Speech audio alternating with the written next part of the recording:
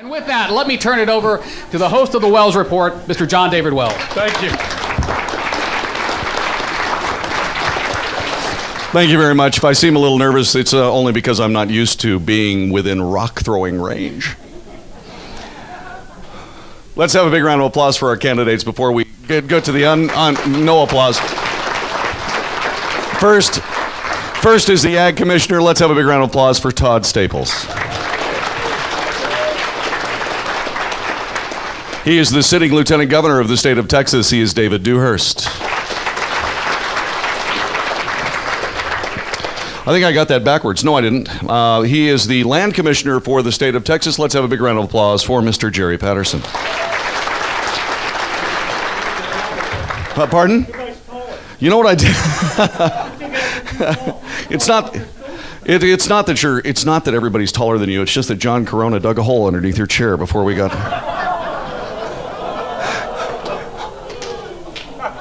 Would you like the tray? Whoops. Just playing. At least I thought I was playing until I said it. And then finally, State Senator Dan Patrick.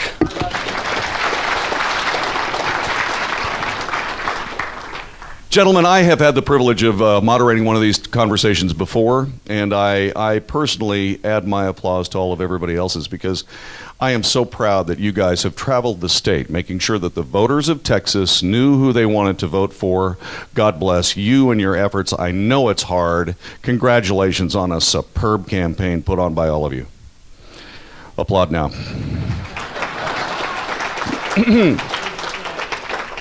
I'm Chris Wallace, and welcome. Okay.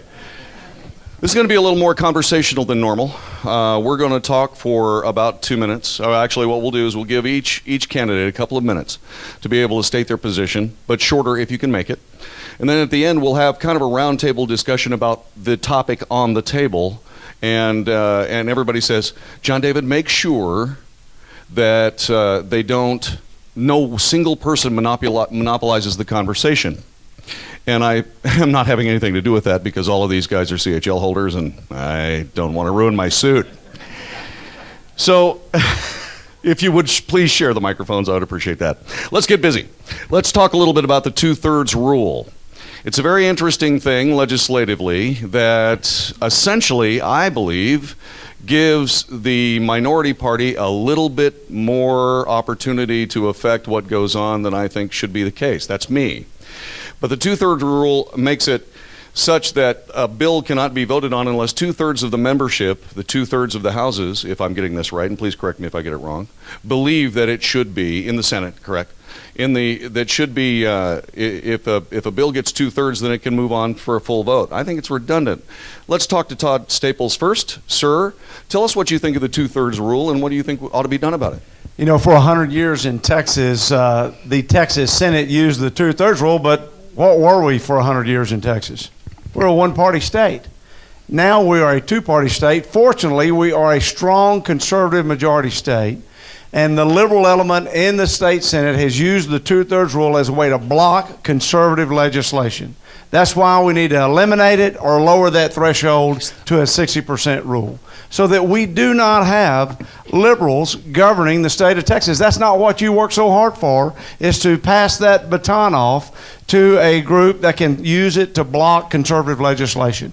So as Lieutenant Governor, I'll be recommending to the Senate members very strongly who will be voting on this that they need to lower that threshold to 60% or eliminate that, because I don't like special sessions. I don't know about you. Bad things happen in special sessions. We need to get your business done in the 140 days that our state constitution says we're supposed to have, and then go home and live under the laws that were passed. Also, we have another procedural thing that doesn't get talked about enough. Today, we have 18 standing committees in the state Senate. Folks, you don't have but 31 members of the Senate.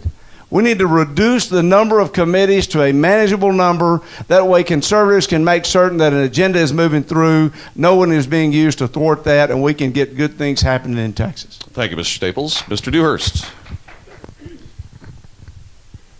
The 2/3 rule is a rule of the senators. These three gentlemen, these three friends of mine, have voted repeatedly to approve the 2/3 rule. I've never voted for it. I don't have a vote as a senator. But it's a senator's rule. Over the last 8 or 9 years, we've seen the 2/3 rule work in that it brought people together up until the last two sessions, the 2009 session and the 2011 session and the 2013 session, in which this year, instead of bringing people together, and you remember the old expression, you ought to be able to compromise on a issue without compromising your core values. If you can't, you shouldn't be in business, politics, or be married. All right? And so bringing people together. But I've noticed over the last two sessions, the Democrats have tried repeatedly to block our conservative agenda. And so, like Commissioner Staples, I have said publicly over and over again that if the Democrats keep trying to block the will of the majority, then we either need to lower the 2/3 number, which is 21 votes, down to 19 votes, 60%. We have 19 Republicans right now, soon to have 20 Republicans when we win Wendy Davis's seat. And if we don't do that, then I'm for eliminating the 2/3 rule. Thank you very much. Thank you very much, Lieutenant Governor. Mr. Patterson. Well, I think you're going to find some unanimity up here tonight. When I was a freshman senator, I passed the Texas concealed handgun law. Governor Richards vetoed it. It came back 2 years later, and I had the same bill, although better, up for passage, and I needed 21 votes to suspend the rules so I could get a vote on the floor. Well, in order to get the 21 votes, I'm about to tell you another reason we need to get rid of the 2/3 rule. In order to get the number of votes I needed, I had to take a bad amendment from a senator from up this way named Moncrief. And that amendment was another prohibited location on the concealed handgun possession. So I took the amendment, we passed the bill, I lived up to my word, I didn't strip the amendment out. I came back 2 years later and took the amendment out and cleaned up the bill. But my point is, not only is the 2/3 rule bad in that it prohibits good legislation from going to the floor, it also allows the leverage by the minority party to make good legislation less good, if that's good English. I don't think it is. So I oppose the 2/3 rule. 60% rule will work. That's what I kind of concluded back in 1995 when I was trying to get the concealed handgun law passed. That's what I'll support, and I think that's kind of unanimous among all of us. We have lots of things we can do to change the rules of the Senate. Re-referral of bills is one thing. Removing committee chairs who are recalcitrant, if you will. But in order to change the rules, you have to have somebody in a leadership position who can actually sell that to 31 members of the Senate. And that's what I suggest that I'm going to be the guy that will do. I can motivate folks. I can deal with folks. I can even deal with Democrats, particularly if we have a majority. We will have a majority. And we will not quite have a supermajority, but that will come, making things much easier. But I support reducing to 67% to 60% as a workable way of moving legislation forward. Thank you, Mr. Patterson, and Mr. Patrick. Thank you. Thank you. Actually, there is a little bit of a difference. I heard the Lieutenant Governor say if the Democrats continue to do this. I'm not going to give them a chance to continue to do it. I'm going to try and persuade our Republican caucus on day one to change the rule, as I did when I was first elected in 2007. I campaigned in 2006 on this issue because I saw it blocking conservatives' ability to pass legislation that you wanted passed. So on the first day, let me tell you how it works. All the senators get back, all 31 of us in a room, and we vote on the rules. And I stood up and I voted or recommended we change it to 19. This is back in 2007. 2 senators voted with me. I lost 28-3. I was told then, Senator, you're a freshman. This is your first day. When we go out on the floor, we don't vote on the floor. Everyone's unanimous. And I said, well, I'm sorry. We need to vote on this issue on the floor. We need to bring it into the spotlight so people know what this is about. I've been working on this issue for years. So I went out on the floor and a senator came up to me and said, Senator, you're a freshman. Freshmen don't speak on the first day. And I said, well, I might be a freshman, but my constituents are not. They have every right to be heard as your constituents. I don't care how long you have been here. And so I stood on the floor, I made my case, and I lost 30-1. And so the lieutenant governor is wrong. I have voted against the 21 vote rule. I'm the only one running for lieutenant governor has been passionate on this issue. Our founding fathers, when they were designing how Congress would work, considered a 2/3 vote, and they made the decision it would give tyranny to the minority, and that's what we have had, and we saw it in spades this past session. So I will work with the Republican caucus to persuade them. We need 16 votes. There are 31 senators. We need 16. We're going to have 20, as you heard. We'll win the Wendy Davis seat. I need 16 out of 20 Republicans. Guess what? I lost 30-1 back then. This last session, I had 10 votes. I've never stopped on this issue. So I have been not just talking about it in this campaign, I've been fighting for it for 4 sessions. It is key to passing our conservative agenda, and we'll also talk about the Democrat chairs, because I'm not going to appoint half of the Democrat chairs to be chairman of, half of the Democrat senators to be chairman of committees. That's going to end on day 1 as well. Thank you all. More about that a little bit later on in our discussion, but let's talk a little bit about getting rid of the rule entirely. What are the committees doing, if not deciding what bills should move forward and which should stay? Anyone can pick up the microphone and please answer that question. Why not just get rid of the entire concept and let the committees actually make those decisions? Well, I think there's a lot of merit to that. At the end of the day, this is a senator's rule. The lieutenant governor can obviously weigh in. I have weighed in repeatedly by saying that this practice by the Democrats has to stop. It is not in the best interest, because we have to go into special session. When we go into special session, then we pass all the bills that got tied up by the Democrats, because I have historically never recognized the 2/3 rule in a special session. And by doing that, I've been able to pass in special session rules like 12, 8, 9, 10, 11, 12 redistricting bills, which we couldn't pass in a regular session. I've been able to pass TSA anti-groping bill. I've been able to pass anti-sanctuary cities. I've been able to pass a different photo voter ID. So by going into special session, that's by a majority, 16 votes only. And if we believe that our constitutional rights and the will of the majority is going to be thwarted by the 2/3 rule, then that's where we need to end up. Anyone else? Yes, we already know our rights have been thwarted by the minority. We need to have conservative leadership that works as hard on our agenda as the liberals work as hard on their agenda. They take no prisoners. And we want to work with the other side, as I did as education chair this session, passing sweeping reform bills unanimously. So I'm able to work with the other side of the aisle, but when it comes to our core conservative principles and values, they are not going to yield. They will not negotiate. So from day 1, it is a senator's rule, but I will work to persuade those senators to change that rule. It is crucial that we change that rule so we can secure the border, pass school choice, reduce your property taxes, fund transportation properly, and the whole list of conservative bills that we have not been able to pass. We should not have to go to special session to do it and cost you millions of dollars of tax money.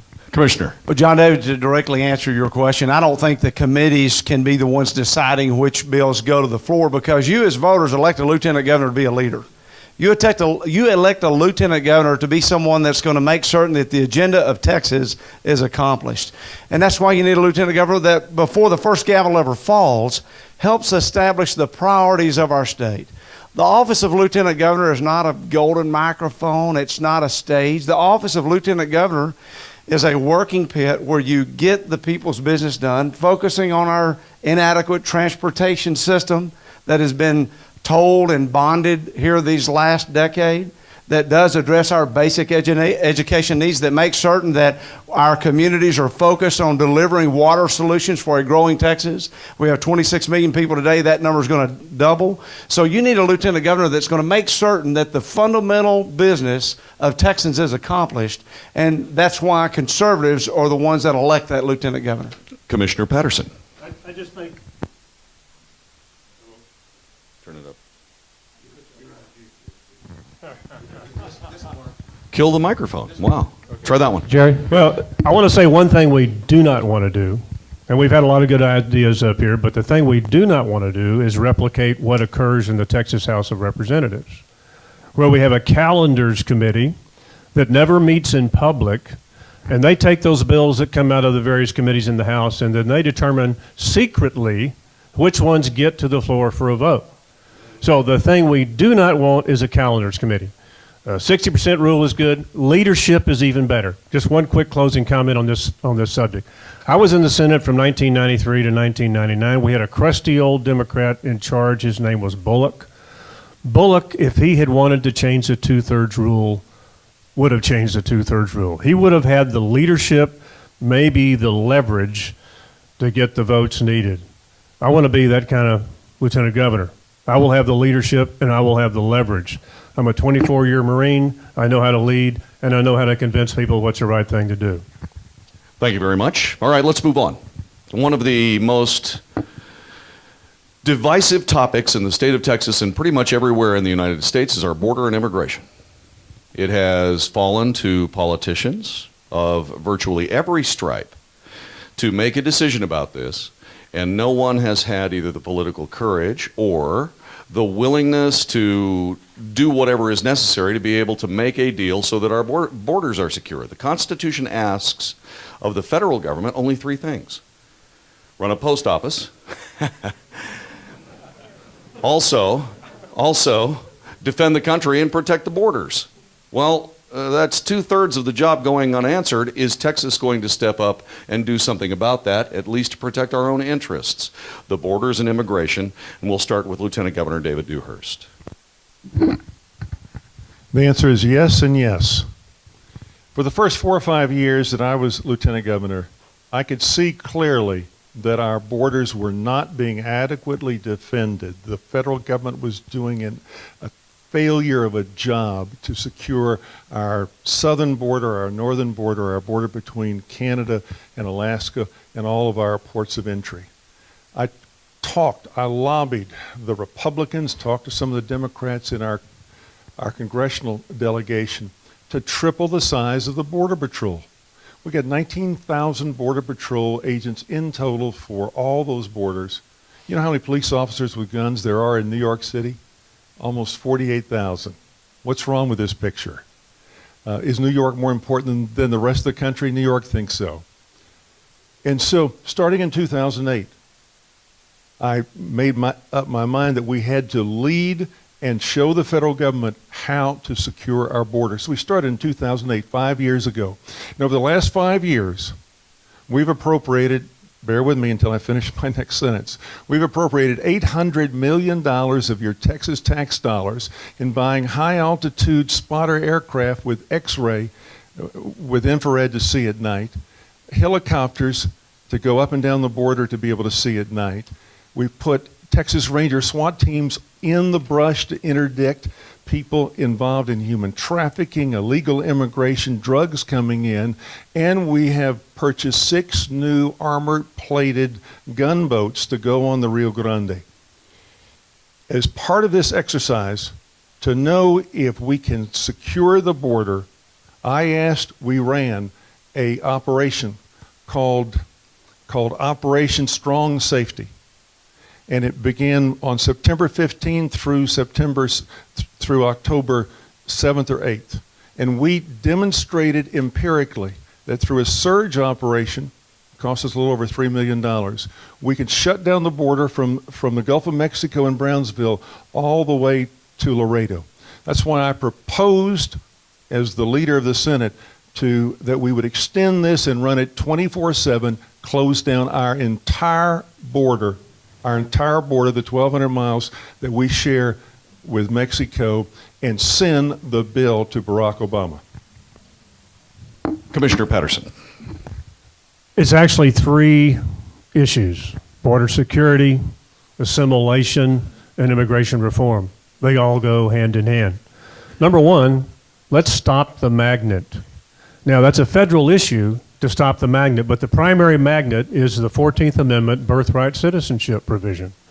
That was implemented after the end of the war between the states regarding slavery to ensure that all those who were born here are citizens. It was not meant to be a methodology where you could come across the border, have a child, and that child would be an automatic U.S. citizenship. End unconditional birthright citizenship. Number 2, we need to stop some of the other things. Assimilation, I mentioned that. Have you ever wondered why we have bilingual ballots? I mean, you know what my name is on the Spanish language ballot? It's Jerry Patterson. How hard can this be? I'm just saying, we continue to dumb down what it needs to, what you need to do to become a participating, productive American citizen. Would you imagine that any other country would do what we do? Some call it welcoming. I say no. It's essentially a balkanization of the United States. It's what you see in Eastern Europe. We need to unite together as one culture, one state, one America. It's wonderful if you're bilingual. It's wonderful if you keep your family heritage, whether it's Polish or Tejano or whatever it may be. The other thing we need to do is border security. Part and parcel with border security is a guest worker program. Now, I want to tell you something maybe you don't know.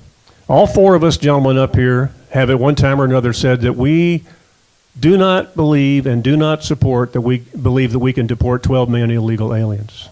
All of us at one time or another have said we support a guest worker program.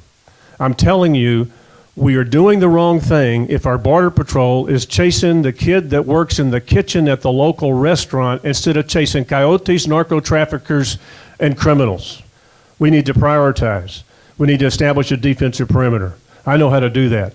And there's a lot more. I would ask you to go to immigration on my votepatterson.com website, and you'll see a lot more detailed information, not cliches and bumper stickers.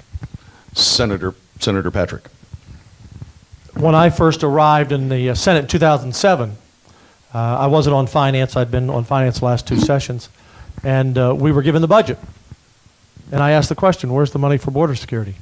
There was no money in the budget. And I stood up, and two other senators stood up. I ended up voting against the budget anyway. I thought it was too much spending. But I said, I'm not even going to consider supporting this budget. So we're in a campaign now, and in a campaign, everyone starts to begin to say what they think you want to hear. What you have to do is look at my 16,000 vote record, look at the voting records of everyone. The Lieutenant Governor doesn't have one, but you can look at what happened on his watch. And so, as he said, in 2008, how about the first 6 years, what's happened to secure our border? Do you know that from 2006 to 2012, we apprehended 1,134,000 people crossing our border? We think we get 1 out of 5. That means 5 million got through. 2006 to 2012. From 2008 to 2012, we arrested and put in our jails in Texas 141,000 hardened criminals who we identified as being here illegally. We charged them with 447,000 crimes, including 2,000 murders and 5,000 rapes. Just this year, or last year in September, in 1 week, we apprehended 6,000 people crossing our border. 1 week. And a third of those were OTMs, other than Mexicans, including people from the Middle East, people from China. You need a lieutenant governor who has been focused on this issue since day one. I authored to end sanctuary cities. Brian Birdwell and I tried to repeal in-state tuition. And while a guest worker program, I like Jerry, but I don't want him speaking for me. There may be a difference. I don't want a guest worker program until we secure the border. Any nation, as my friend John Hagee says, that does not use its freedom to defend its freedom will lose its freedom. I'm going to be an action lieutenant governor and not going to say 8 years from now, I started working on that 5 years ago. Day one, priority number one. Our job is to protect your life, your family, and your property. We'll do it. Commissioner Patterson, the senator did speak to you directly. You've got about 15, 20 seconds. You're better at this. Are you in radio? Okay. Dan said he made a distinction between our positions. But here's the problem with the simple rhetoric that says, not until we secure our border do we have a guest worker program, or not until every American is employed do we have a guest worker program. If you admit, as all four of us have done, that it is virtually impossible, nor do you want to live in a police state that has that much police power to round up and deport 12 million people, if you admit that, which we all have, and you have no plan to do anything with those that are here, that is de facto amnesty. You have to have a plan that addresses all three stools, all three legs of the stool. Commissioner Staples, we'll get to the rest of that conversation at the end. Sorry to interrupt, sir. Go ahead. You know, when it comes to immigration reform and border security, I think everybody in America should acknowledge politicians from both parties have let us down. And they're not listening to what we're saying about this most critical issue. The reason you just don't go fix a guest worker program is because without securing the border, what happens? People continue to flood across our border. And that's why I have developed a 6-point plan to reform our failed immigration system that starts with border security and does not include amnesty. I didn't just start on this issue because I'm running for lieutenant governor. I've been working on this as commissioner of agriculture over 3 years ago when landowners reached out to me who are being chased off their property by violent and treacherous drug cartel members. I went to Washington and said, we need more resources along our border. It is a Texas problem, but it's a U.S. responsibility. And the president came to El Paso and said, the border is safer than ever. Don't you like that? Then he said, you can keep your health care plan if you like it too, right? This is a very serious issue. Texas has 2/3 of our entire southern border. We have the second highest population of undocumented immigrants. If Washington won't act, Texas needs to step up and to do this. That's why I created a website called Protect Your Texas Border and put farmers and ranchers on there telling the stories of being chased off their property. I retained the services of 2 retired generals. One was an appointee of Clinton. The other is an analyst for Fox News, Bob Scale, that did a joint strategic military assessment of the border. I didn't want people calling it the way we wanted to. I wanted to call it balls and strikes. We carried them to Washington. They were attacked in a congressional subcommittee for calling it and telling it like it is. Texas needs to lead, and we can do that. And I hope we have some more time to talk about this. As a matter of fact, we have a little bit of a conversation. We're going to spend a couple of more minutes talking about this because obviously the candidates have more to say. Lieutenant Governor? Well, I agree with what Commissioner Staples just got through saying, and Commissioner Patterson. Sorry. And Senator doing my Candy Crowley moment. Thank you I'm so really much. sorry. Thank you. But let me just point out that this is, and these are all 3 friends of mine. But this is a distinction between being lieutenant governor and wanting to be lieutenant governor.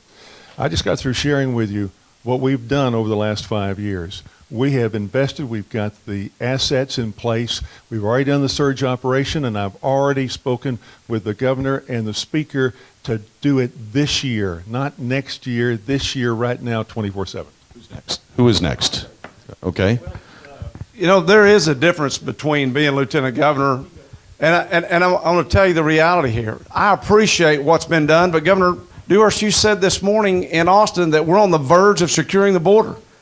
That's just an out-of-touch statement, ladies and gentlemen.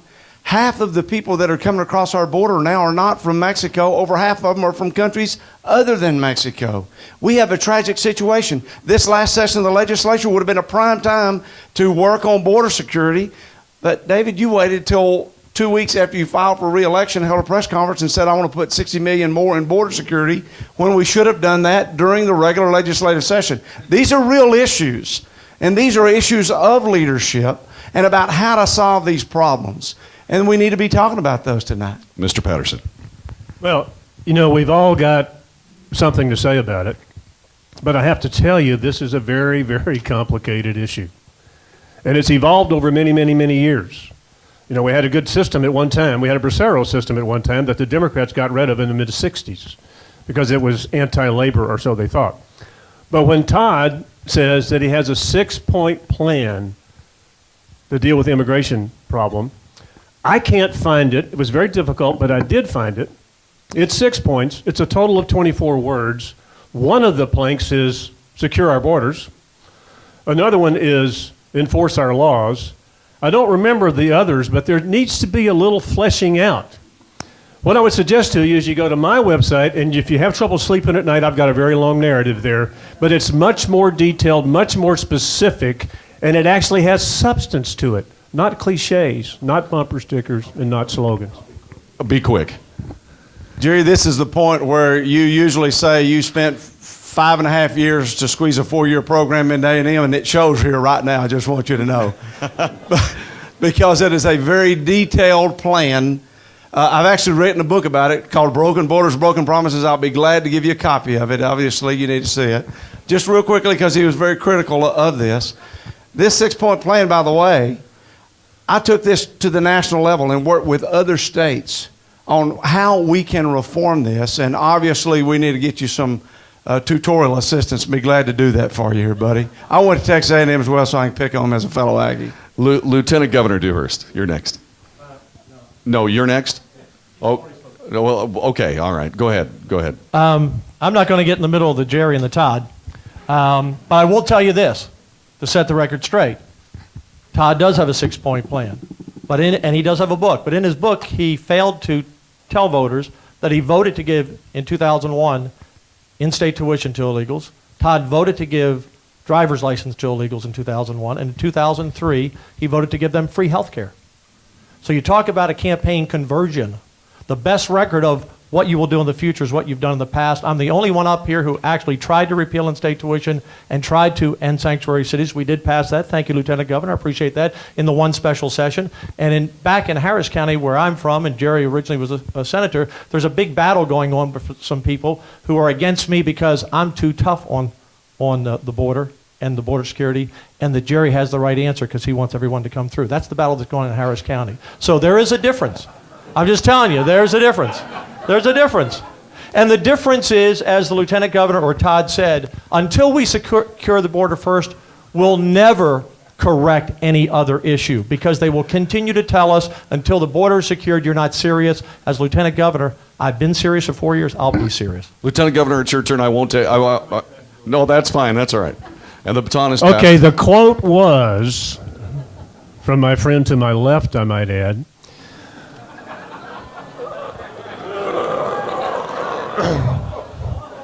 the quote was... Sell a lot of stuff, but you can't sell them that one. Okay, well, the quote was, I want everyone to come through.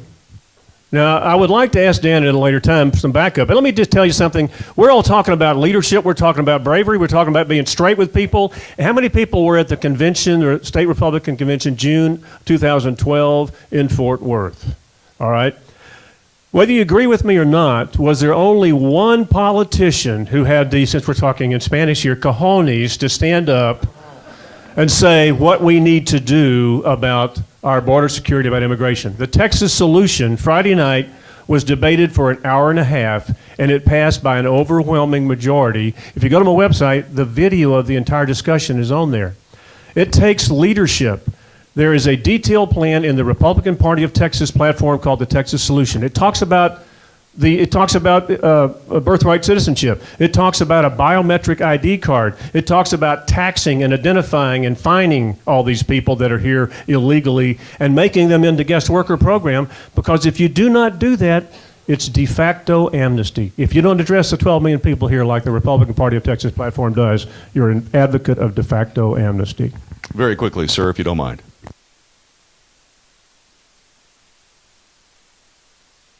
Thank you. I have always been an opponent of a pathway to citizenship because that's amnesty.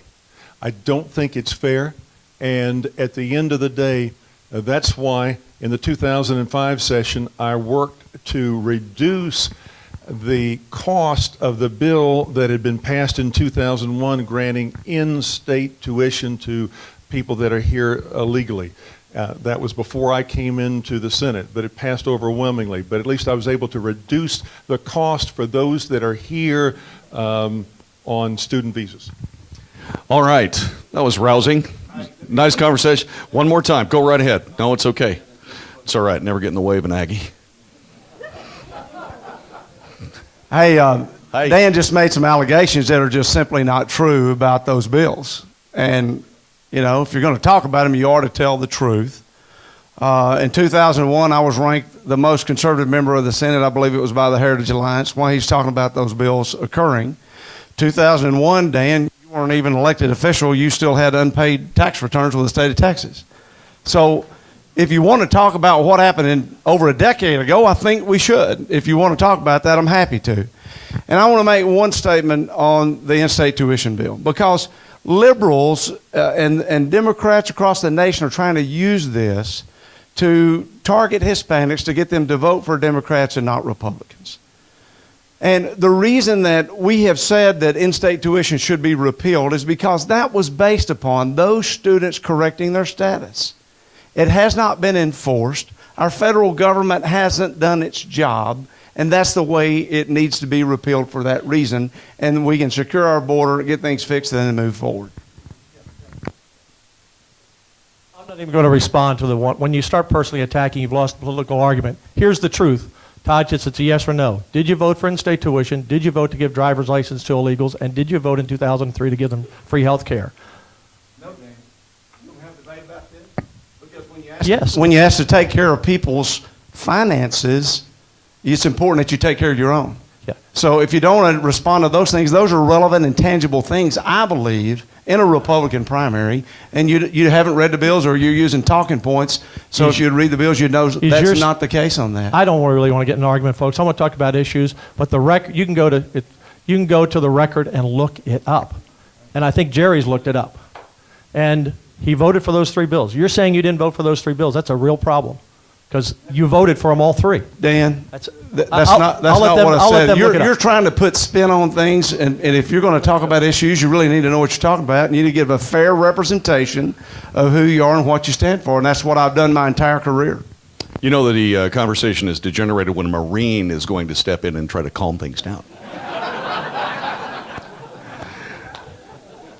You know, I have to be honest with you. I didn't vote for the 3 things that Todd voted for. But to be fair, I wasn't in the Senate at that time.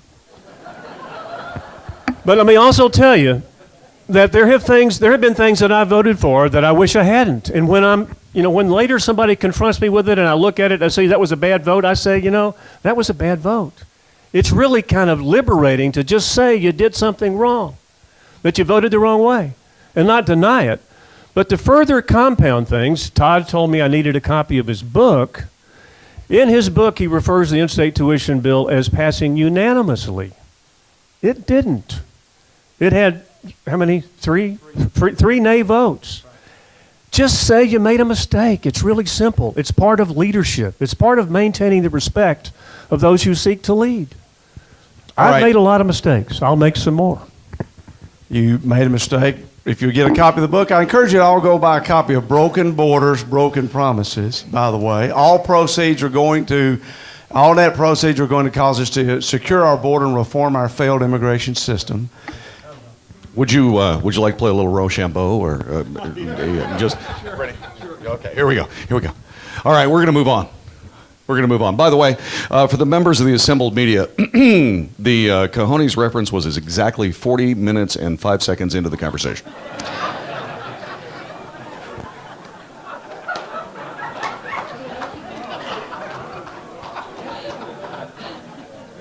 Hey, they gave me a stopwatch. I have to do something with it. I mean, okay, here we go. You ready? Thank you very much.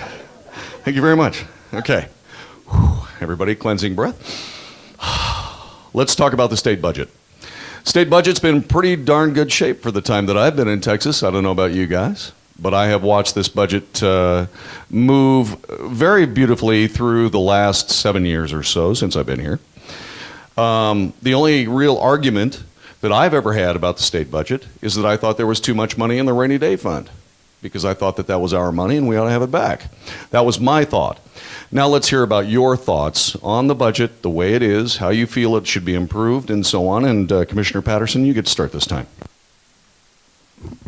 Well, the current biennium, we are projected and budgeted to spend about $197 billion. 75% of that, equal halves, 37.5% goes to health care, primarily Medicaid. 37.5% goes to public and higher ed. That's 75%. After that, there's 10% for transportation and then 15% for everything else. When I was in the legislature the first time, which is 20 years ago, I think our budget was like 80-some or 89 billion. Now, that's not necessarily an apples-to-apples comparison, but the problem with the budgeting process is that it is unbelievably cumbersome, and it's unbelievably hard to understand, and we're spending a little too much money. Now, I never served on finance. I was never in the House. I was never on House Appropriations. But our tax system is broken. Too much reliance on property taxes. We have a margins tax that has always been predicted to underperform, and it's living up to expectations. We have to do a prioritization. I would almost suggest a variation of zero-based budgeting, where you figure out, you don't know how much money you got, but you allocate by percentage how much you want to allocate to various needs in the state budget. And then you figure out how much money you've got, not depending on our current comptroller's revenue estimates, I might add, and then you spend it accordingly. You prioritize according to need. All too often, the most needy element of the Texas budget is the thing you fight over at the very end of the session. Those things that are priorities need to be funded first. And then if we have money left over, we give it back to the taxpayers, or we don't spend it at all on the budget.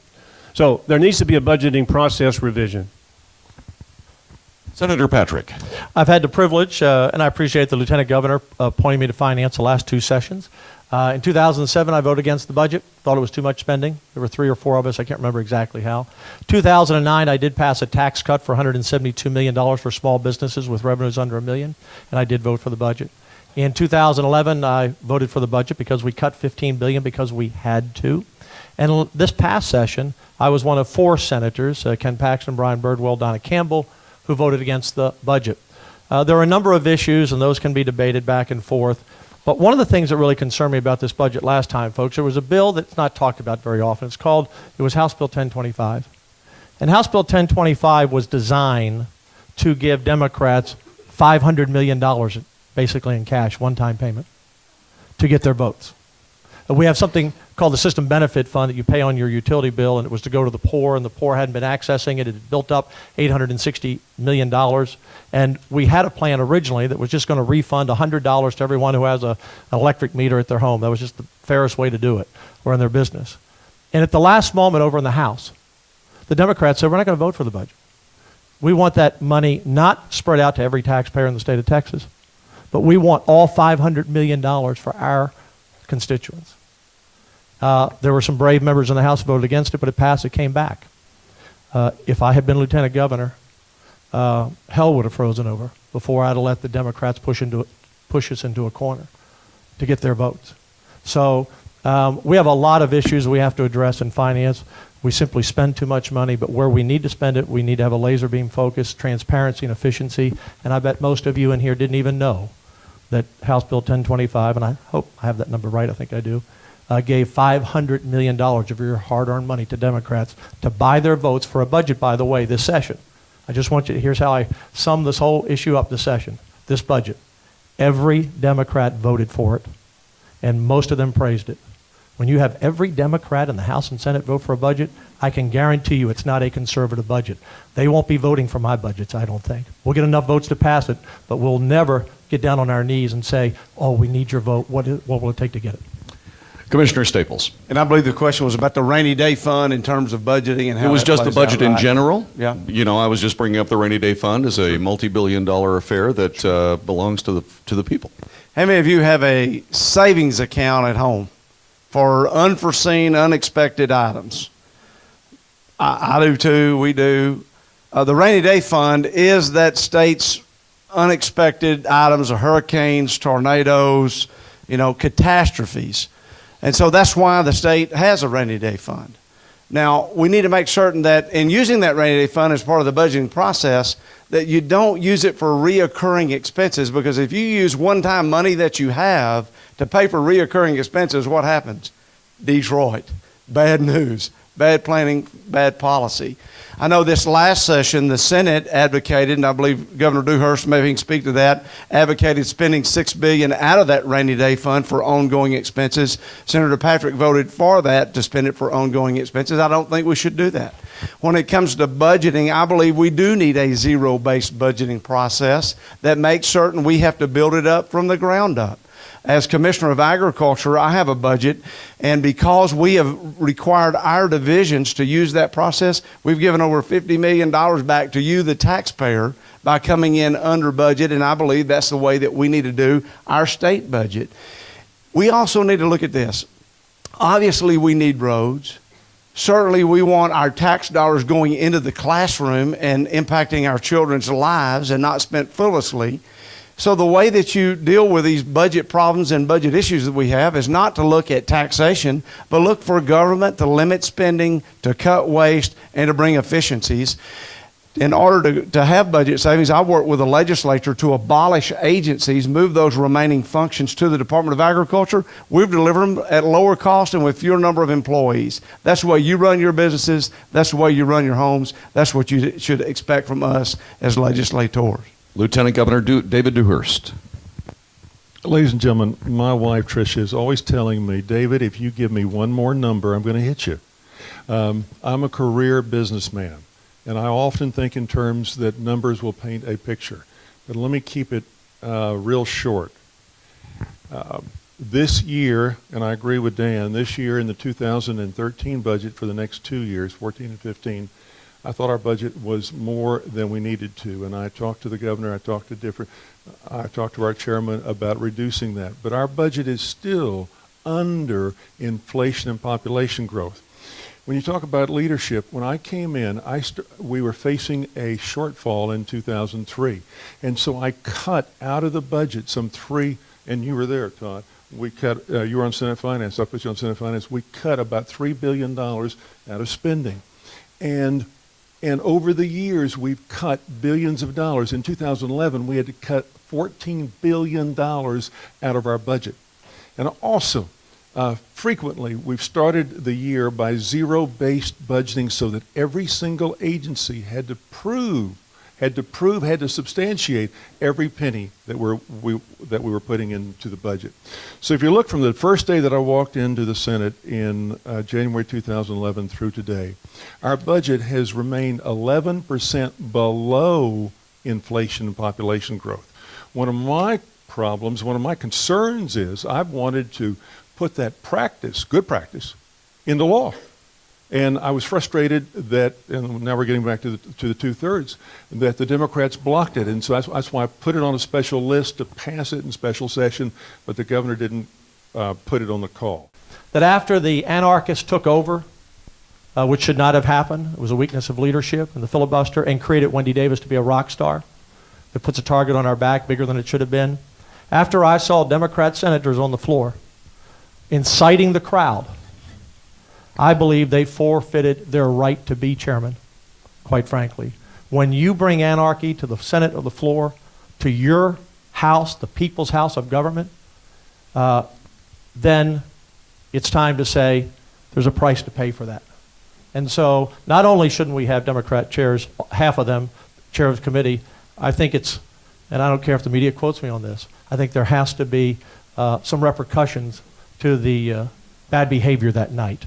And so as your lieutenant governor, I'm going to lead as a conservative. I'm an action guy. All these issues we've talked about tonight, I've been fighting for 4 sessions, 16,000 votes. I've missed 6 out of 16, 1 day out of 650. I show up to work. I will lead, as Jerry said, as Bob Bullock led as a Democrat, I will lead as a Republican and get the job done that you want us to get done. Thank you.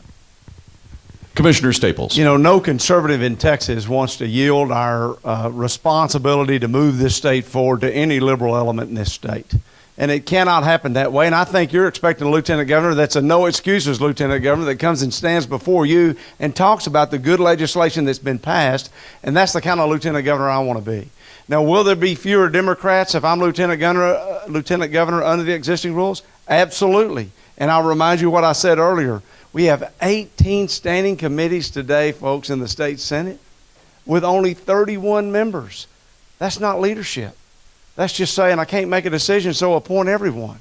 I think we need a process that tightens that up, that makes certain that the bills that are going through committees, you can track it more easily. It can't be hidden in a committee somewhere. And I think that's what your expectation is as a state and as we fight for sound policies that move our state forward. And it'll happen if you send the right person to serve as lieutenant governor. I'm asking for your support tonight. Lieutenant Governor David Dewhurst. You know, you're right, guys. You're all mad at me because I wore my blue suit on the day that, and you really wanted me to wear my brown suit, all right? What we're talking about is pure nonsense, ladies and gentlemen. I'm a lifelong career businessman. I'm all about results. I'm all about what the scoreboard is. When we talk about things such as the pro-life bill that we passed this summer, let's look at the scoreboard, all right? Wendy Davis, 0, all right? protecting women's health and protecting the unborn, 1. All right?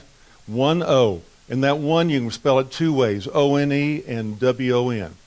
Now, I must be the only one up here that's not particularly concerned about Wendy Davis. Greg Abbott's not concerned about her. He's going to beat her really badly. And she's going to go back and practice law who knows where, maybe in Washington with the Obama administration for a year or 2. All right? Now, and you know what's going to happen? Best thing that could possibly happen is going to happen. We're going to get a good conservative Republican to represent that district. That's going to do more for us conservative Republicans than I can think of.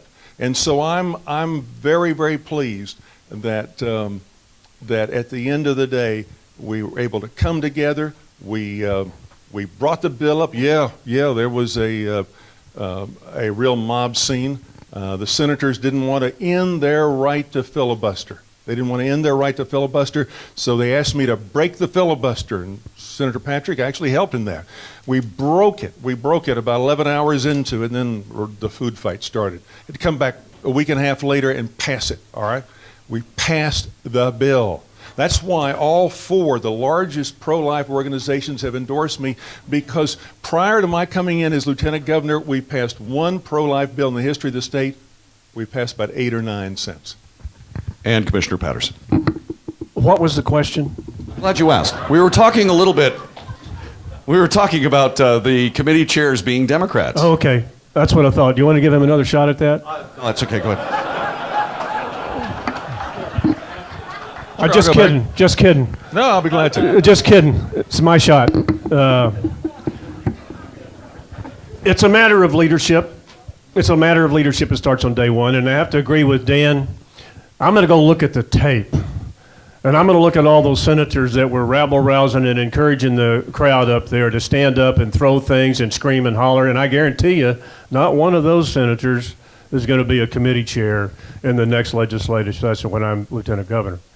I will also tell you that, candidly, we tend to try to simple things down, dumb things down up here a little bit. We're politicians, but and we use this thing about number of Democrat committee chairs. I agree with Dan. There's going to be fewer because there's going to be more Republican senators, for one thing. But regardless of who's elected, there's going to be Democrat committee chairs. Maybe 1, maybe 2, I don't know. Because if you did not do that, you'd blow the thing up on day one, and it would never get the legislation passed that you wanted to pass. But there's going to be less. Okay, we kind of all agree on that. But I want to go into something else. When you look at what happened, because we morphed from committee chairs to the sine die debacle, and I would tell you that when you open your icebox and you look in there and you look at your milk, there's a date on it. It's called a shelf life. Every politician has a shelf life. I mean, I could be land commissioner for 40 years, nobody know we have a general land office, much else know who I am. But there's a certain shelf life with those in high executive office, such as governor or lieutenant governor. And with all due respect, and I have to commend the governor for the leadership on some of the things he pointed out now about balancing the budget at hard times, with all due respect, our current chair has reached a shelf life. There's nothing wrong with that. It's apparent, it's endemic, it's part of what happens when you're elected to a high-profile office. Just by change, leadership can and will occur that otherwise would not. And one final thought about all of us up here that are seeking an office and all those out there that are seeking an office, some of you running for the legislature, if you're elected to the legislature or anything in Austin, I want you to do one thing. Go over to the Capitol late at night after everybody's gone. Walk every floor. Look at all the pictures on the walls of folks who at some time thought they were somebody. But today, nobody knows who the hell they are. We will not be remembered. Jerry Patterson, Dan Patrick, David Dewhurst, Todd Staples, by name, will be remembered by what we do or fail to do.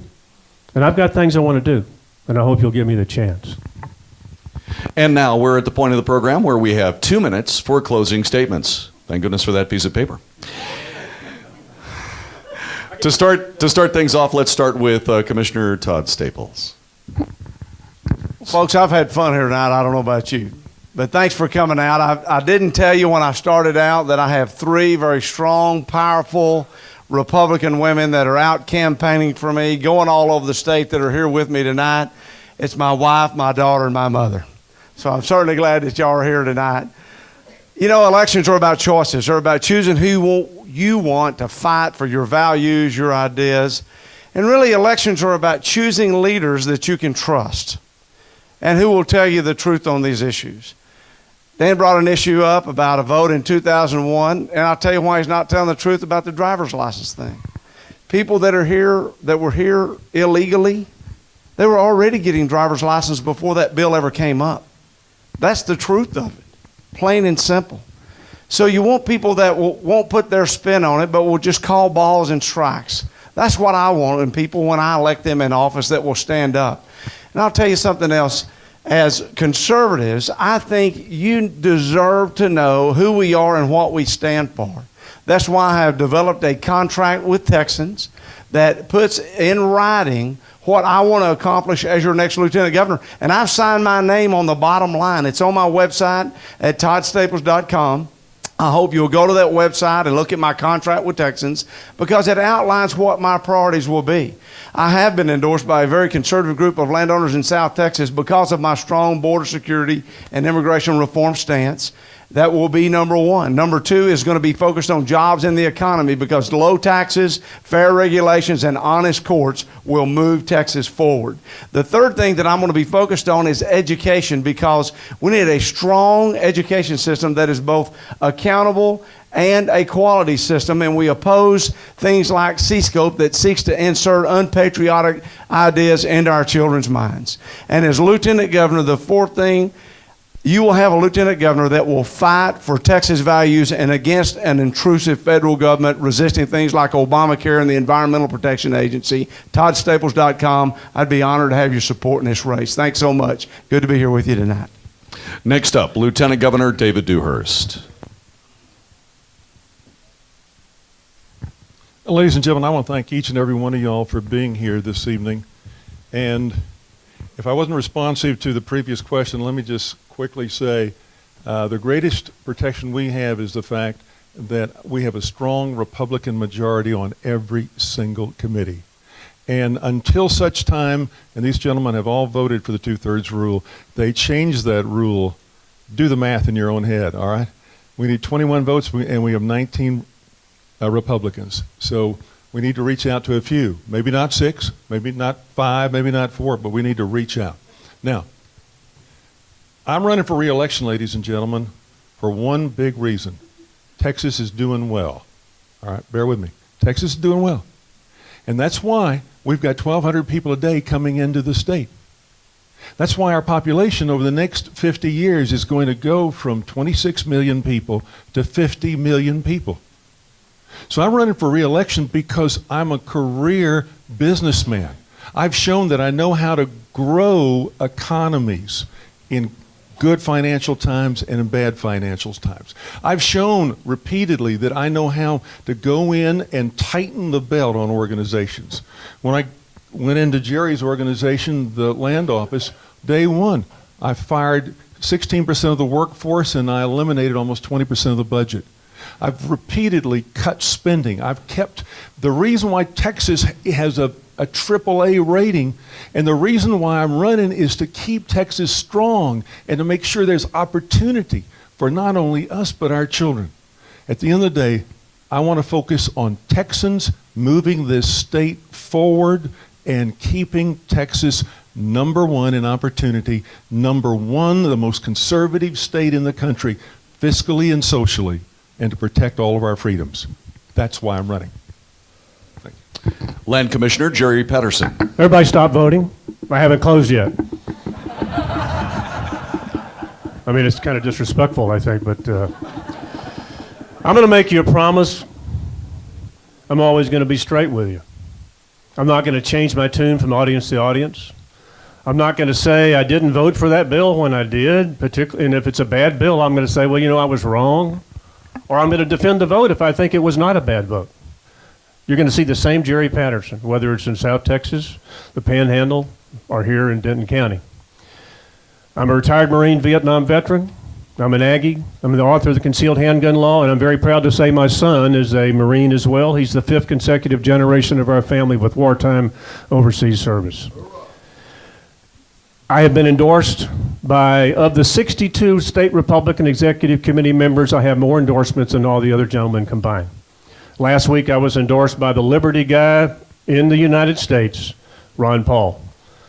Shortly after that I was endorsed by Dick Armey, the former congressman representing Denton County.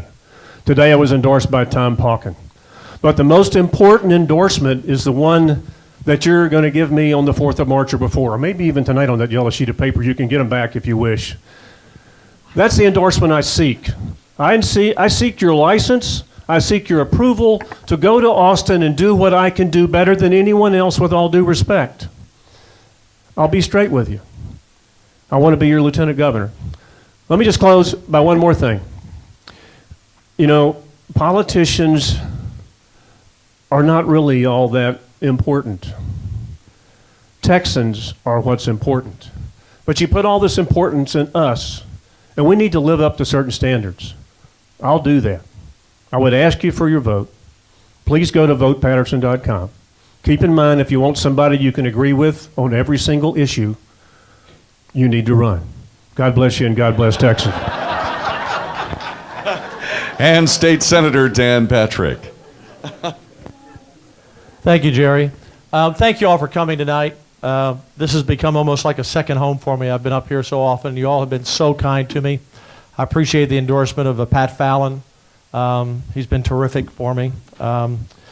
We have over 400 grassroots leaders, Tea Party leaders, all across the state who have endorsed our campaign because they've looked at the record, 16,000 votes, A-rated year after year on being a fiscal conservative.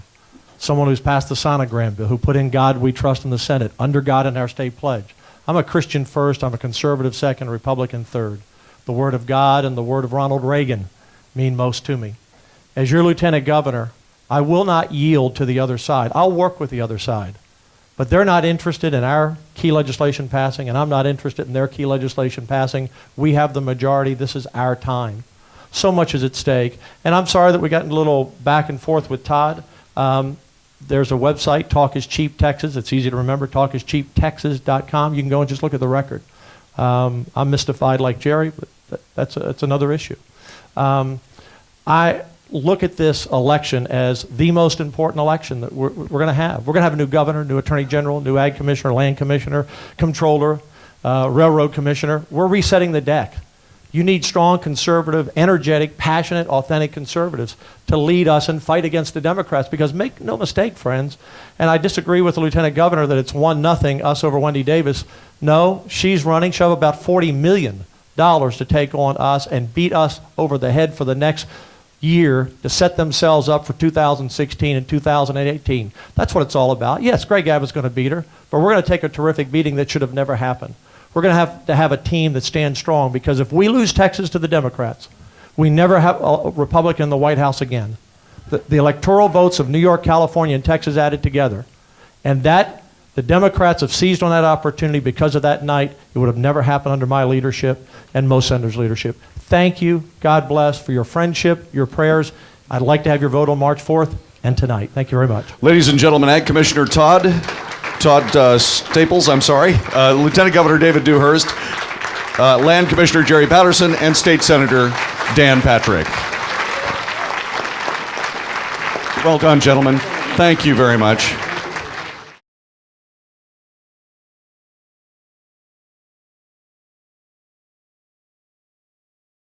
And with that, Mr. Wells. Okay, here we go. Let's find out a little bit more about our candidates for Attorney General. Let me put my phone down so I can grab my piece of paper. Let's start with our introductions. State Senator Ken Paxton. Ken.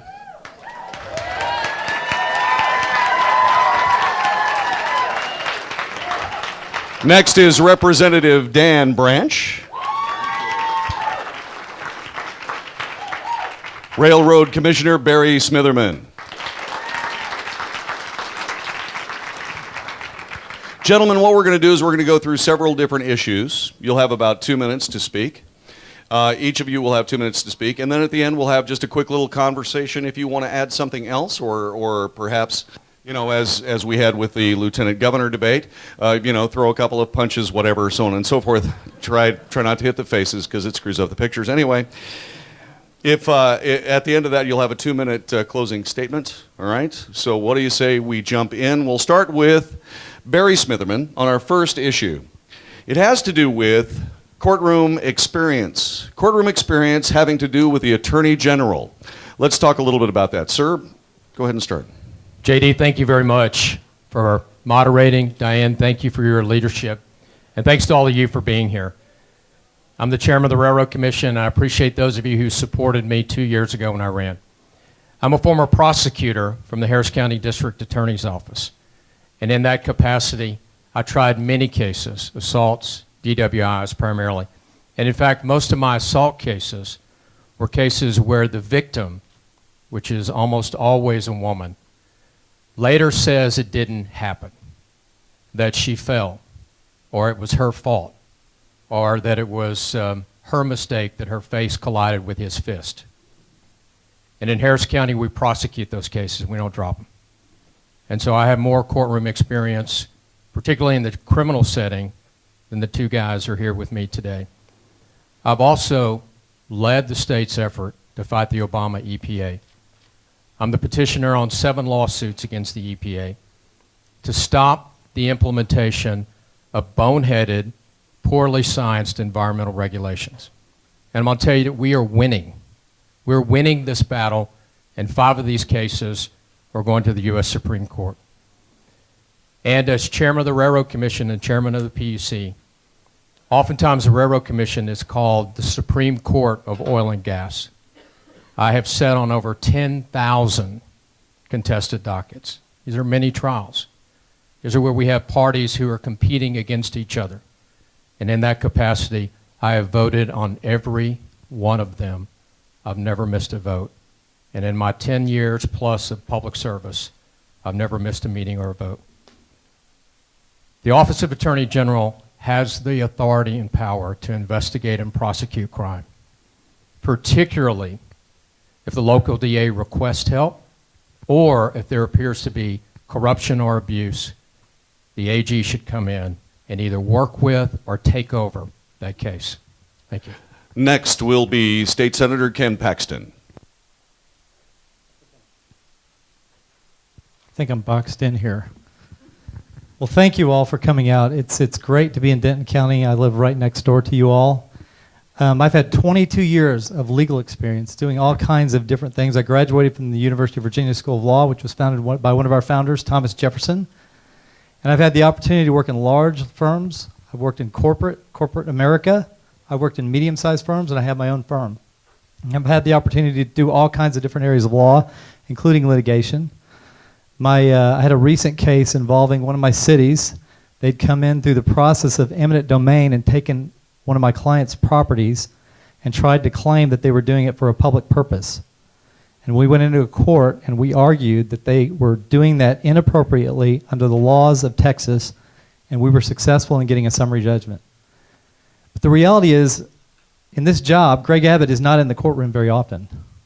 What he has to be able to do and what the Attorney General has to be able to do is strategically decide which cases to take, and when that's decided, strategically decide how they're going to be prosecuted. And with my 22 years of legal experience and also my 11 years in the legislature, I've had to learn about strategy. And it's critical because not only do we have to have the legal experience, but learning the legislative process and knowing about the issues that Greg Abbott's had to deal with, voter ID, redistricting, the pro-life bill, marriage. These are all issues I've been involved in. So there's also a knowledge base that's critical to this job. So it's not just about being in the courtroom. Yeah, that's important. But you have to be able to think. You have to be able to think like a lawyer, and you have to think strategically. And being in the legislature, believe it or not, is pretty good training for that. Thank you all for being here tonight. Next up will be Representative Dan Branch. Thank you, JD and Diane, and all of you, Richard, all of my good friends here in Denton County. It's great to be here with you.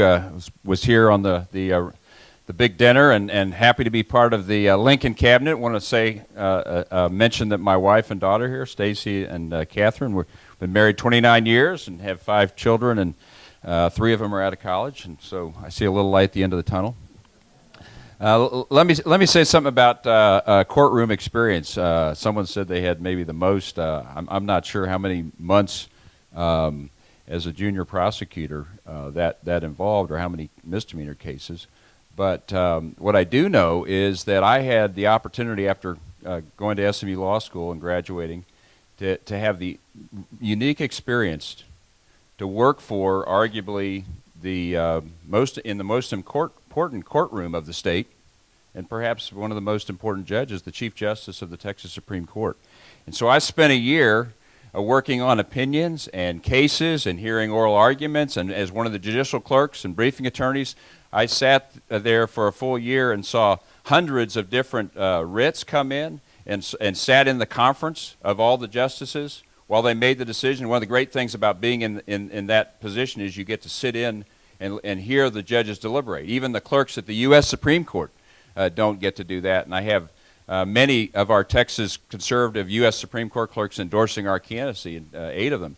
Go to our website to check that out, danbranch.com. But I have spent time in arguably the most important courtroom of the state, and I have spent a lot of time practicing law, more time than anyone else up here before you, 30 years. And I'm the only one that's the highest rated. There's a rating in our profession, and I am rated preeminent for skills, legal abilities, and for ethics. And I'm the only one up here that has that rating. The longest serving. I've spent my life practicing law. It's a tough business. It's long hours. It's sacrifice away from family. It's working hard for your clients. I've been in very large firms, some of the best firms in our state. I'm now in one of the largest firms of our state, and in between I started my own firm and built it up from two people. Ultimately, we had 30 folks, and we merged it into now one of the largest firms in the state of Texas. So I have spent my life practicing law. I get the courtroom. I also get the importance of negotiation, of settlement, of strategy. Spent over a decade, like Ken mentioned, in the legislature, and it looks like my time's about. But I am the one who has actually practiced law for the extent of my life, and so look forward to, if I can earn your trust, look forward to serving. Sorry. No problem. I just kind of stalk them quietly. They wonder what I'm going to do. It wasn't that quite okay. Does anybody have anything else they want to say? Does anybody want to question anybody else, their character or the way they dress or anything? No? Just want to move on to the next thing then. I like Terry's tie. It is a nice tie, isn't it? That's really very good. Yeah. Best part about that tie is it matches my tongue. Next. Just wanted to see if you were awake. Just checking. Next up, let's talk a little bit about management experience and experience with large operating budgets. What is it like to sit astride so much money to be able and make sure that the correct decisions get made? I mean, it must be an amazingly difficult proposition. We'll start next off with our state senator, Ken Paxton.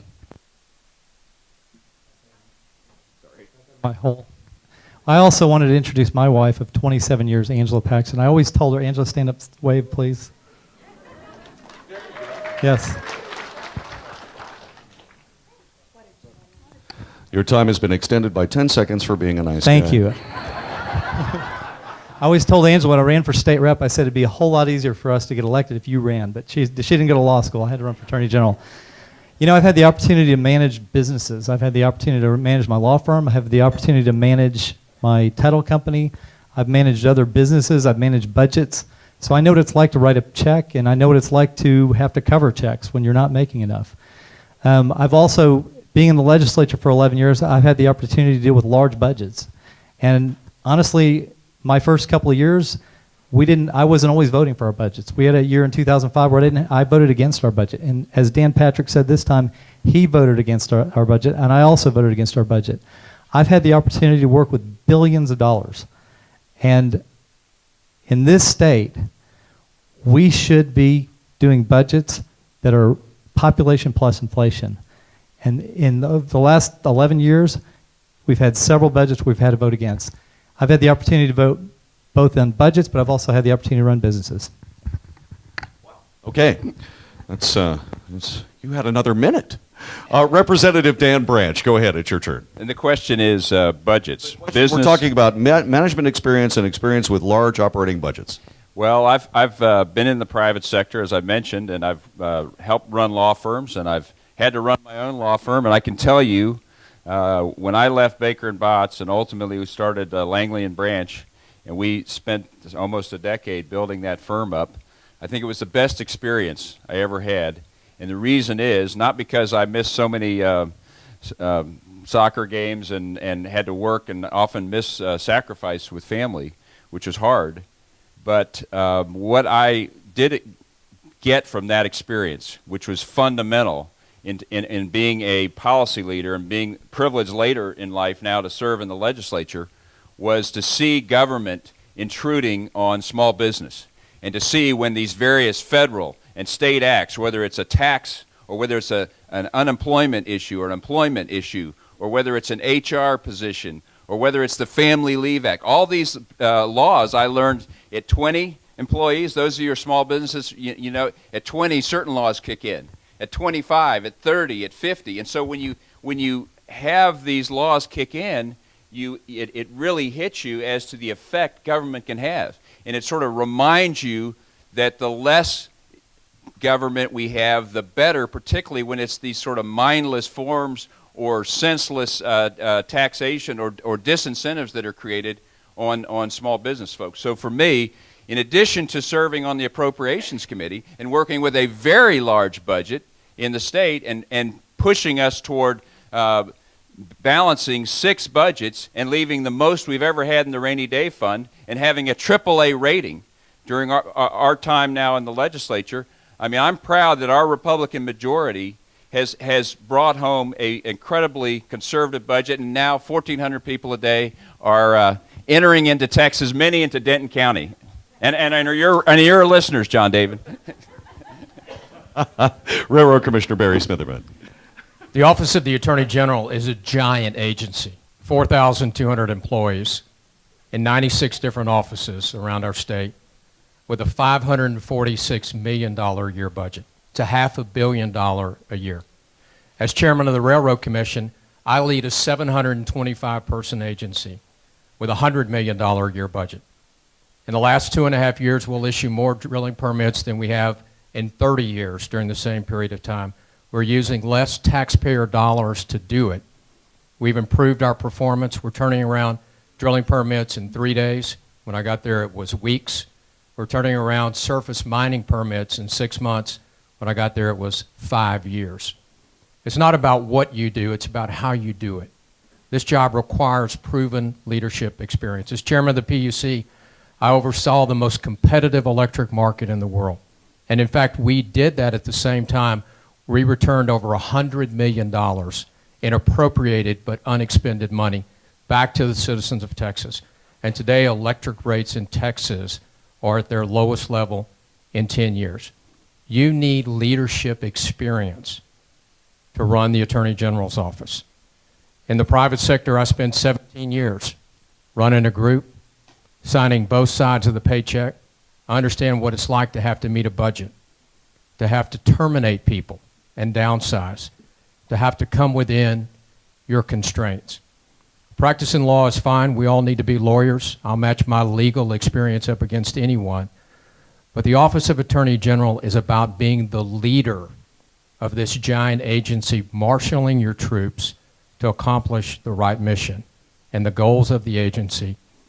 In the last 10 years, the budget of the state of Texas has increased by 60%. In my personal budget at the Railroad Commission, we are flat. I've taken no raise, neither of my employees, and we've returned money back to the state. Okay. All right. Fantastic. And next up, I guess that's the topic. Is that correct? You guys need to have a conversation now, and why are you all looking at me like this? Do you have anything else you'd like to add? Okay. So we talked to everybody, got a chance to talk. Okay, here we go. All right. He's reaching to the microphone. Next up. See, they're supposed to have these conversations. They're supposed to just jump in and have these wonderful things. This never, ever works, but somebody at NPR thought it was a great idea. I guess I guess it just comes to the fact that they just don't they don't see enough moderators sweating enough these days. So let's move on. John David, yes. I'll respond. Go ahead. to If you've got 30 seconds. I would say that I've had the opportunity to manage budgets from a small business standpoint to a very large law firm to the state of Texas. We're involving billions of dollars. And so that's been a good experience for me. Serving on appropriations, serving as a member of the Legislative Budget Board has been a good experience for me in managing large budgets. And living in the private sector, I saw medium and small-sized budgets. 4,000 people. I mean, it's an amazing number of people in this office. It is, but let's remember the state's budget is up 16% biennium from last biennium, plus you throw in $5 billion from the rainy day fund. It's a pretty dramatic increase. It's more than we've done in my household. I don't know about yours. Anything else? Any rebuttal, Counselor? No, this goes back to my point. We in the legislature, even as Republicans, have not done our job. The increase in our budget is growing faster than our population plus inflation, which means it's growing faster than what you're making. And as Republicans, I filed a bill probably 3 sessions in a row that would require that we live within our means, that we live within that metric that I just talked about. And that's just not something we've done. And for some reason, House leadership, Senate leadership, has not seen it fit to put us inside of constraints that could keep us within those limits. All right, let's move on to our next. You weren't pointing at me when you meant Senate leadership. You were just pointing toward Governor Dewhurst. There you go. I'm sweating less now. Let's move on to our next topic.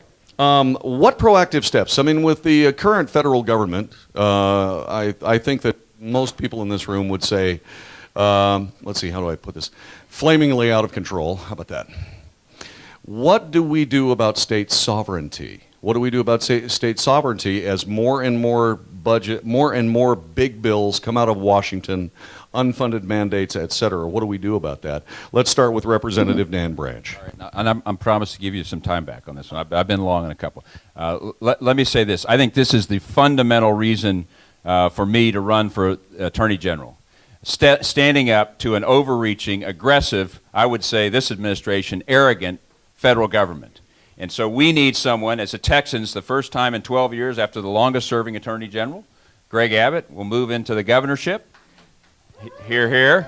We'll have the chance to pick an Attorney General. And a lot of people ask me as I go around the state, a lot of people ask us, will you be as tough as Greg Abbott? And my answer is, we're going to have to have someone who's even tougher, because the environment that we're in is going to get worse than what General Abbott has experienced, because once we get through this midterm, we're going into the last 2 years of the Obama legacy and the Obama bureaucrats' personal legacies, and they're going to start threatening states like Texas and using regulations to try and get an end that they want, a big government redistributionist end that they want. And so we better stand up and just take one example. One example, you could pick the IRS, you could pick the NSA, you could pick the DOJ, the EPA. We got a lot of examples. They would just pick up the newspaper. But the federal government, I don't think it's unpatriotic to point out to the national government that they do have a role. They shouldn't be encroaching on individual liberties and on our states' rights, but they should secure our international border.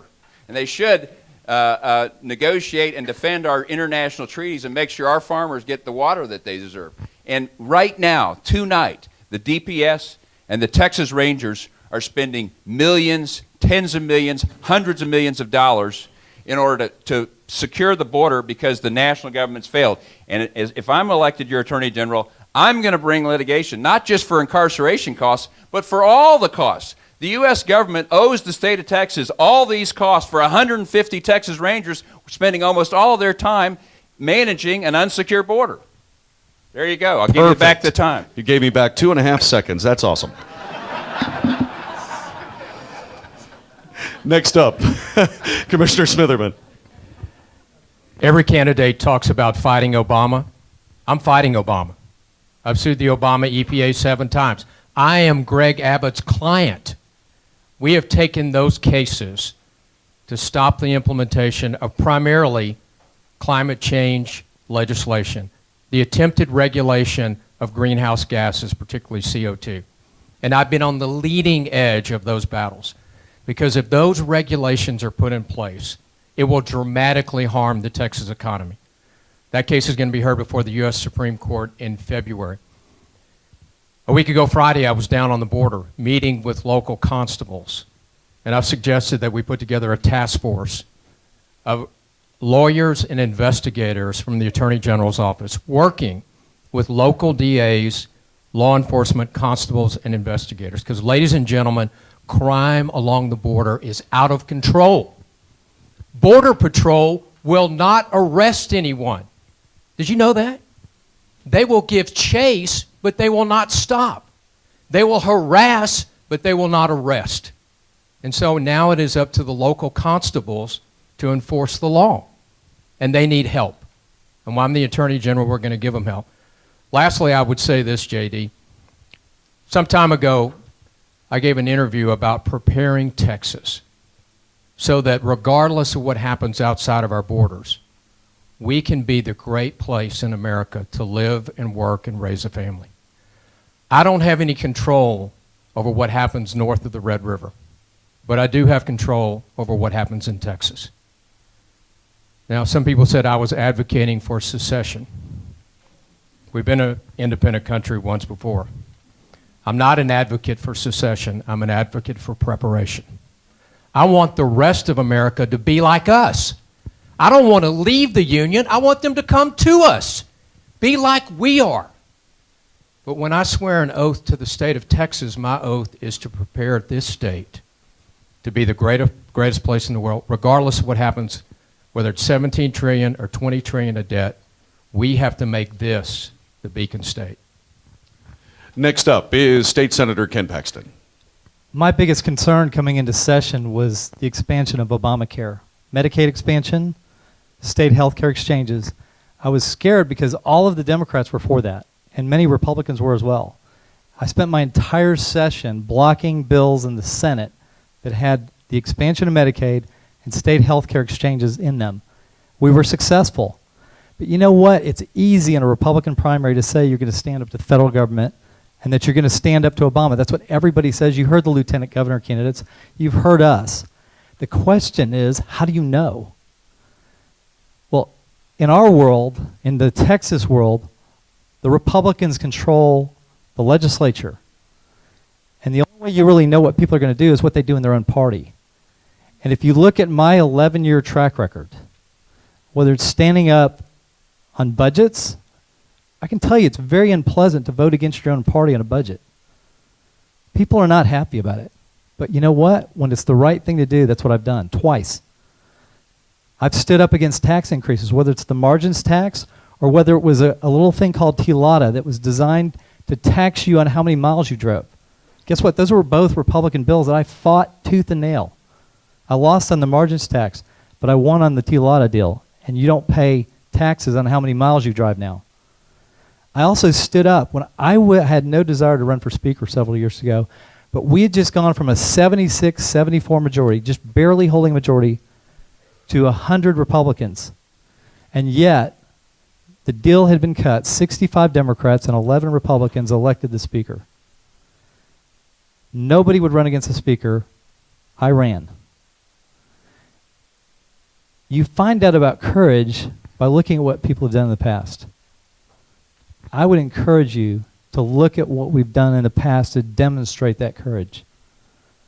That's how you know who's going to stand up and fight Obama and Eric Holder. Does anybody else have anything they'd like to add to this, add to the comments and so on? State sovereignty is just a huge issue, and when the 10th Amendment was brought up, and indeed the word secession was brought up, it was being actually, among the rest of us, it was being very seriously talked about.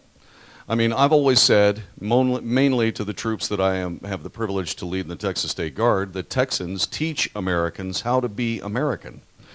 And if not here, where?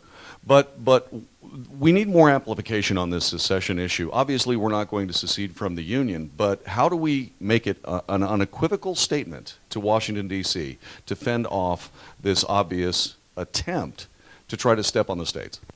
Well, I think we are making that unequivocal statement. I think 1,400 people a day pouring into Texas are telling the nation, and that's why Time Magazine, which is about to, looks like, run its course, have you seen how thin it's gotten? But just a few weeks ago, I think in trying to save its circulation, printed an issue, front page, why is America becoming like Texas?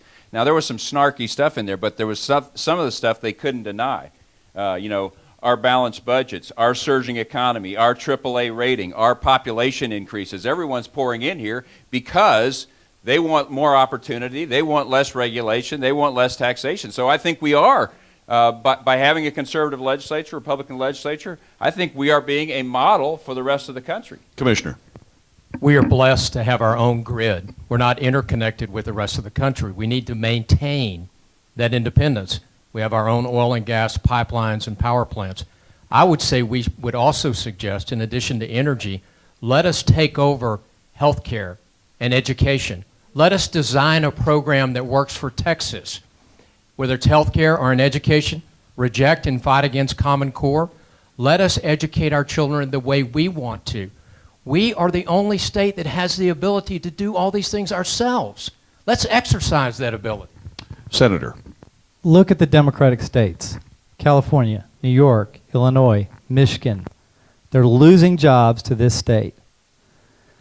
I'm not ready to give up on America, and I think that Texas needs to be the example for the country. We are the Republican leader. We are the economic leader. If we fail, the nation fails. If we succeed, the nation succeeds. I'm convinced that Texas is going to lead this country out of Obamaism, out of socialism. It doesn't work. It's never worked. What were Margaret Thatcher's word? Eventually you run out of other people's money. Indeed. We're going to do this. We have the ability with the kinds of people that we have in Denton County, the kinds of people that we have in Collin County, the kinds of people we have in Tarrant County. We can win this fight. We have to win this fight. Let's move on to our next topic. Again, 2 minutes for each of the candidates. We're going to talk about what was the most rousing debate last round and with the lieutenant governors, and that's the border. The state of Texas is, certainly, it looks to me, at least, one of the whipping posts when it comes to the Obama immigration policies. They have made it very, very clear that that border should stay open. In fact, as it was brought up, the president came down and said the border's never been more secure. What are your thoughts on that? And please tell us what you plan to do about it. You need to go to the border. Anybody here from the border? Anybody have property along the border? Anybody ever heard of the border? Let me tell you what's happening down there. People are losing their property. They are walking away from it out of fear. When I was down there last, I saw homes, businesses, and ranches that had been abandoned. Imagine that. Your parents and grandparents worked for years to protect this property, to leave it to you, and you can't occupy it. Imagine that you walked out on your front lawn tonight and people were camped out there and you could not ask them to leave for fear that they would hurt you or your family. That is the situation along the border. The federal government is not going to do anything about it. I saw it from my own eyes. Helicopters flying around, Border Patrol on horseback. It's just a show. They're not doing anything, so it's up to us. And it's easy to do, really. You prosecute crime. You break the law, you go to jail.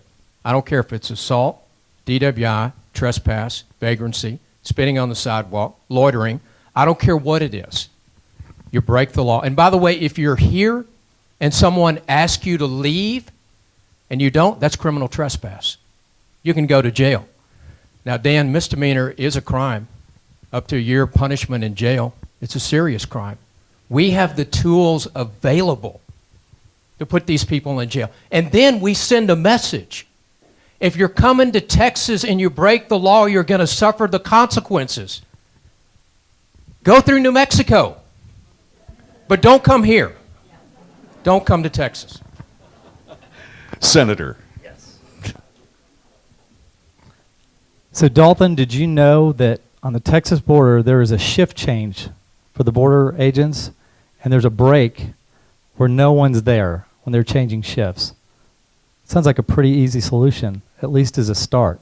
That's actually what happens on the border. I talked to a guy that's down there, and he told me they do a shift change. And there's a period of time when they do a shift change when no one's there, and that's when people come across. It's insane, and it's easily fixable. Second of all, I agree with the Lieutenant Governor Keenan. We do need to put more money into border security. We've done that, and we need to do more of it. 4 years ago, I tried to pass a bill. It's called the 287G program. You remember Arizona tried to deal with their problem, and it was preempted by federal law. The Supreme Court came in and said you can't do that. The 287G program was designed by Congress in 1994. It was passed. Lamar Smith from Texas carried it. All we have to do is adopt that program in Texas, and it allows our guys, our local police, our local border people to detain and hold these people that they can't do right now. It's not happening, and it is a simple step to begin correcting the problem that we have now, which is an invasion of our state. You know, some of these things, while they're complicated, there are simple steps we can take to begin solving the problem. But as Republicans, we haven't done that, and we need to. And if they can give us the tools as Attorney General, we can enforce it. Next up is Representative Dan Branch.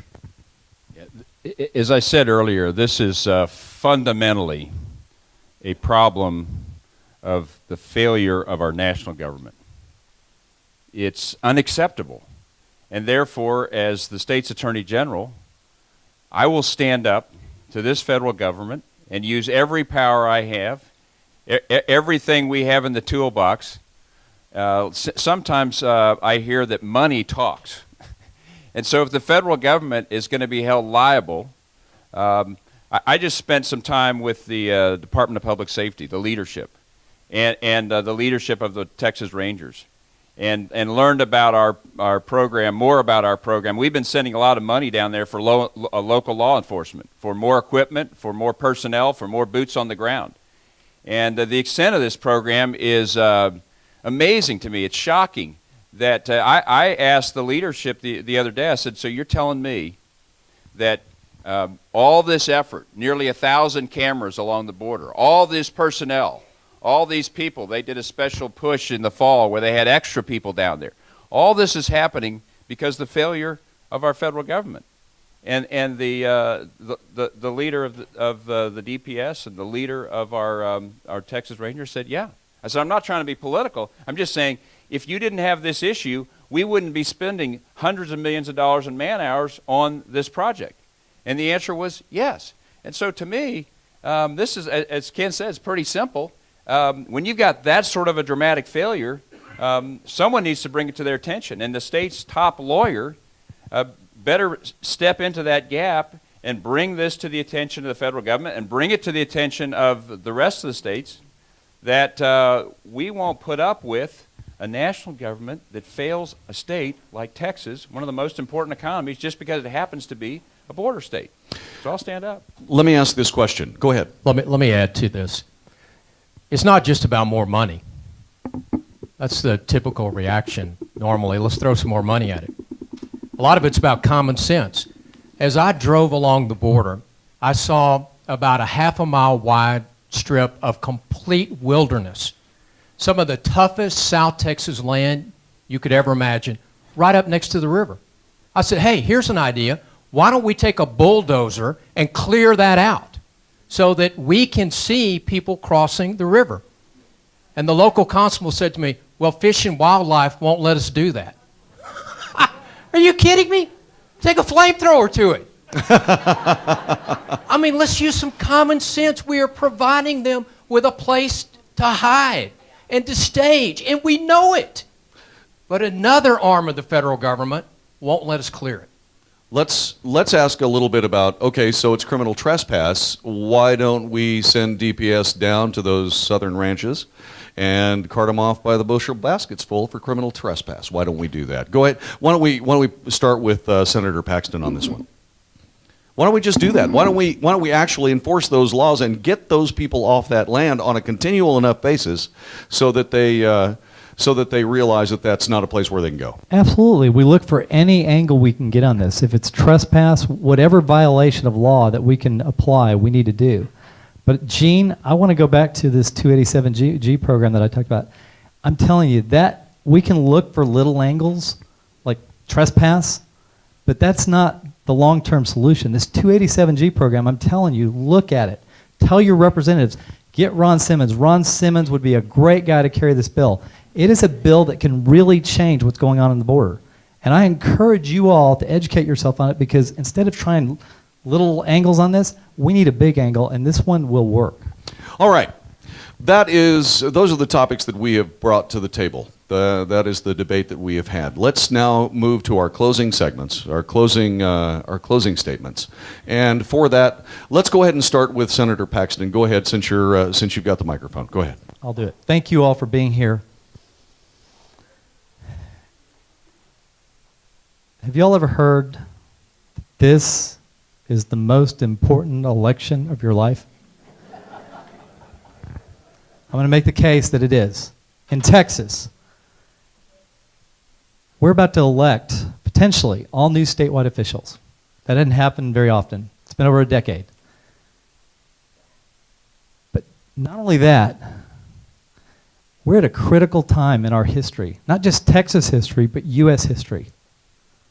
So your decision, not just on the Attorney General's race, but all of these races, is critical. You are critical not just to the state of Texas, but to the whole country.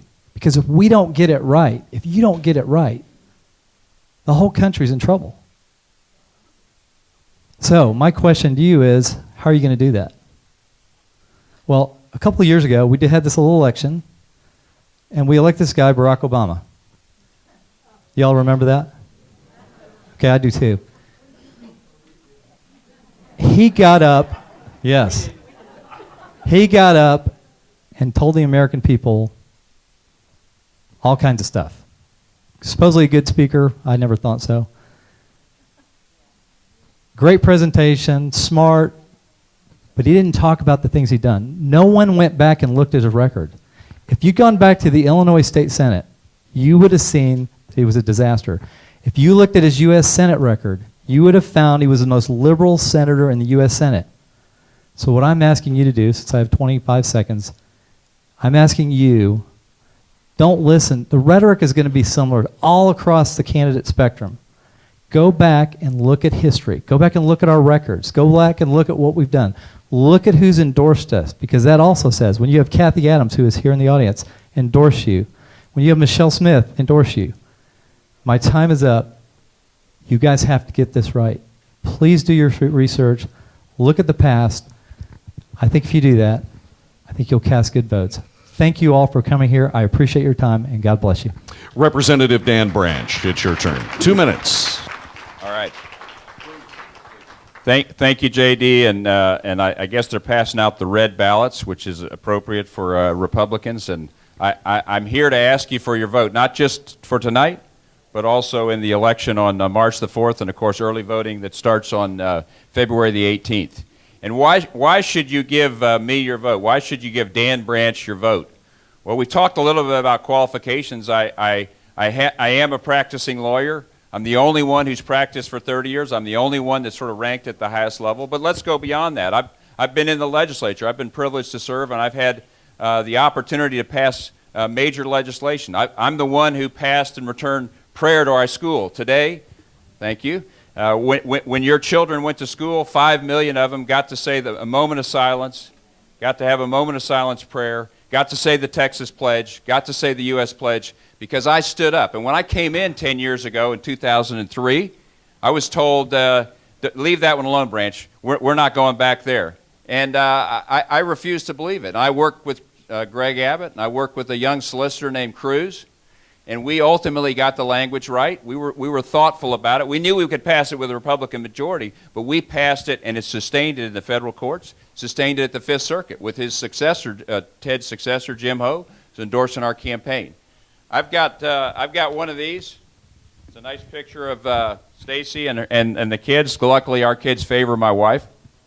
But on the other side, why don't you take a look at one of these? I'm not going to read them off here, but I'm really privileged because of my record of getting things done, whether it's on open government and transparency or limited government, where we passed the constitutional amendment just in November.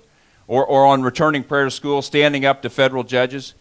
I've been fortunate to have the senior leadership of Greg Abbott, his guys who work for him, his senior lieutenants, take a look at all three candidates and support my race. The senior leadership for Ted Cruz, take a look at it and support my race. And go on down, the majority of the Republican caucus, senior lawyers from across and law enforcement leaders, the Farm Bureau. We have a lot of endorsements. Take a look. Dan Branch for Attorney General. Thank you. Thank you. Next up, Railroad Commissioner Barry Smitherman. Thank you again for the opportunity to be here. This is the strategic plan of the Office of Attorney General drafted by Greg Abbott.